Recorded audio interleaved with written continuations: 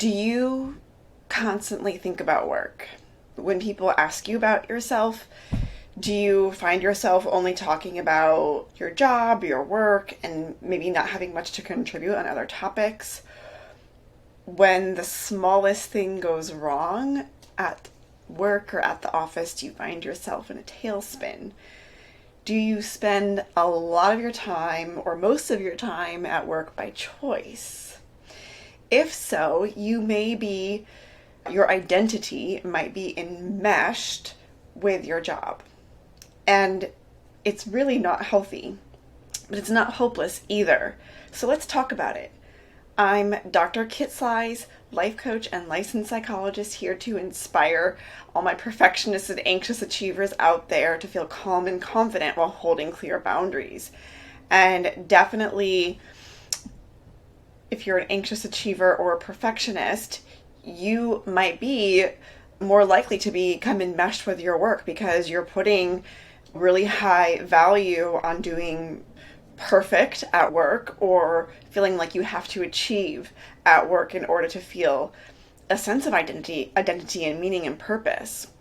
So I do want to talk about this concept of workplace enmeshment. And I'm going to get more into what enmeshment is, the psychological concept of enmeshment, in a moment. But I also really want to explain why this is relevant for anyone, but especially if you're a perfectionist or an anxious achiever in a high pressure job where certain things might be more true than in other jobs. So for example, in high pressure jobs, there might be very either overt or covert expectations to work long hours. So even though it's not written in your contract, everybody else that stays at the office or is working from home until, the wee hours of the morning, okay? There might be, again, an overt or covert expectation to over-deliver. And that might be something that if you are that anxious high achiever, that overachiever, that you are even wanting to deliver more, okay? And a perfectionist as well, you're wanting to deliver more. It is a combination that is a recipe for burnout, okay? So there also might be expectations in high pressure workplaces to be competitive with your colleagues, okay? And there might be things at stake like advancement or raises or different opportunities. There might be expectations in your high pressure workplace to be connected all the time. And what do I mean by that? Having your workplace accessible on your phone and responding to emails and all the sorts of all hours of the day or week, okay? And other factors that might contribute to this enmeshment, to this over-identifying with your work, would be feeling, it just feels good to succeed, right? Sometimes this is where the anxious achievers get into trouble, is it feels really good. It almost becomes like a drug. It's addictive. It feels good to achieve, to succeed, and you do a little bit and you want more and more and more, and it never seems enough. But then you're left kind of feeling empty and don't have much outside of work to show for it, right?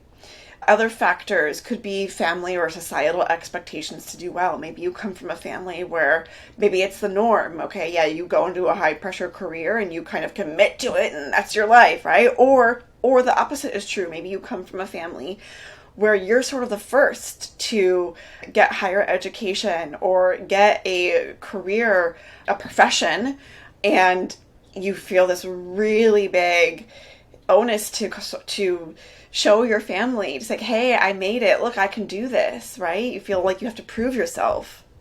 Another contributor to this over-identification with work is that we don't get any training or education. Most of us don't. They don't teach us in school of how to take care of ourselves in the workplace. What is self-care? What's burnout? How do we prioritize our needs? How do we separate our needs from work? There's a difference? What? Okay, we don't talk about it. And that leads to another factor, which is that in our culture here in the US, it teaches us that our meaning and our identity are to be found in our job, right? And this goes back to that toxic productivity I talk about in another video. That is, our culture sort of says, okay, the goal is to be productive, and that is your meaning and your worth in this world, right? You aren't anybody without this identity of who you are in your job. Not everybody is a victim to this, but it is something that we see in our culture, okay? And one thing that I also wonder about is, I don't know if you've ever heard the advice, like find something that you're passionate about and then make money doing it, because then you can just love your job. But I wonder if that's problematic, especially for us anxious achievers and perfectionists, because if you're passionate about something. So, okay, in psychology, we know that when we offer intrinsic versus extrinsic rewards, it affects us differently. So we'll see this with kiddos. So an intrinsic reward is when we find something innately rewarding. So that would be the passion. So if you found a job that you were passionate about, the thing that you're passionate about, doing that is intrinsically rewarding because you find value in that. An extrinsic reward is when we externally reward. So this would be like for kiddos giving like sticker charts, okay? As an adult, money is an extrinsic reward. It's external to the thing that we're doing. It's not related. And we know that when we do this with kiddos, when we offer extrinsic rewards, the intrinsic value of that thing decreases. So I don't know if that's really the greatest advice, to do something that you're passionate about to make money that way. Now, sure that there are plenty of folks out there that are able to retain their passion, and it's not about the money or the success associated with it. But it's something to be mindful of as well is, what is rewarding about your job and what is valuable to you. So let's get into this concept of enmeshment now. I think this is where this comes in, okay? So in general, this psychological concept of enmeshment is a loss of a boundary between yourself, the self, and other. The other is typically a person. So there is something we call normal enmeshment between a child and usually their mother in infancy. Okay, we are born enmeshed with our mother. And what that means is that as an infant, we don't really know the difference between our mom's emotions and feelings and who she is as a person. We don't know the difference. We don't know that that person is distinct from us. Okay? So as an infant, we just completely identify with her because we are dependent on our mother. As we go into toddlerhood and childhood, we begin to separate from, okay? So if you remember, you probably don't remember your toddlerhood, but if you know any toddlers, they start to become more autonomous and they say no a lot, right? They begin to assert themselves. They have these moments of like, oh, I can do something separate than mom. I can like go into this other room and be doing something different. Holy Toledo. And as that child ages, they will develop, if it's a healthy relationship, they will develop their own interests that might be different from mom's. And that's okay. They differentiate. We call that differentiation. Okay? So what happens when we think about workplace enmeshment, you could see how there is that over-identification with work. When we are not enmeshed, we have healthy boundaries. We see ourselves as distinct with a clear identity, and that is an okay thing. It's not like a bad thing if I don't like the same things that you like I'm allowed to be a different person. That's cool. So the problems with enmeshment, which is when we're overly identified with work, we feel like all of our meaning and purpose comes from work, and we don't really have much outside of work that makes us feel industrious or fulfilled. That's the enmeshment. So the problems with that is that, well, one, if you lose your job or if you stop working, even if it's in retirement or for whatever the reason might be, that could be devastating because now you have lost really the only fundamental part of your identity that you know how to interact with. Enmeshment can also really lead to burnout or even depression or anxiety because human beings we are full. We are all of these parts. We are not just one thing in our lives. So if that's all that we're feeding ourselves is, hey, here's this one job and that's all you get, that can lead to burnout or depression or anxiety. The other problem with enmeshment is that, again, because we are We are a full human being with a full spectrum of interests and different people and connections, and we're supposed to be out, doing different things. So if we are only focused on work, we might lose other connections in our life that are important to us. So what is the solution? Well, step one, I think, is just to be aware of the impact of toxic productivity and the hustle culture. You get to choose to reject these. And I talk more about the toxic productivity in another video, but that hustle culture is that idea where you just show up to work to go, go, go, go, go, go, go, and sacrifice everywhere else in your life, right? So just start to reject that.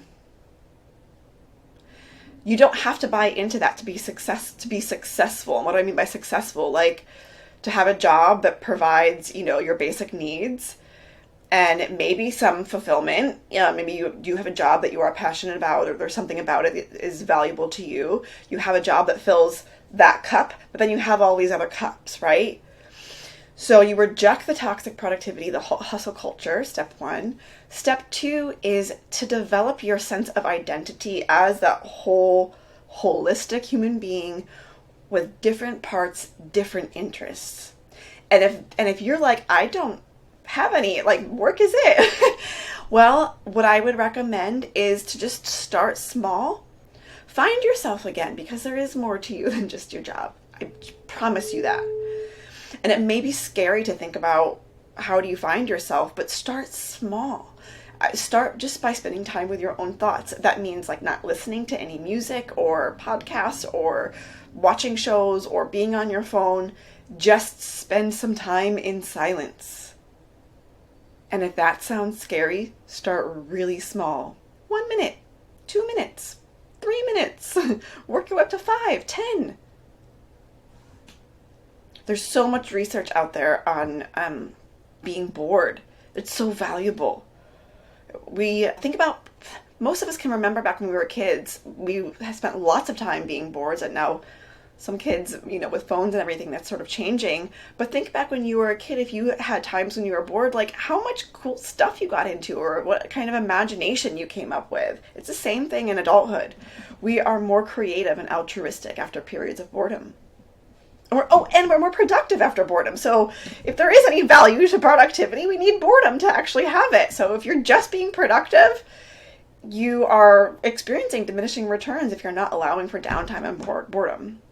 So develop your sense of identity, spend time with yourself, identify what your values are. I talk about this a lot with my clients, and there's lots of activities out there to do this with. Think about times in your life that you really enjoy, times in your life that weren't so great. What values were present in the good times? What values are missing in the bad times? Think about what's important to you.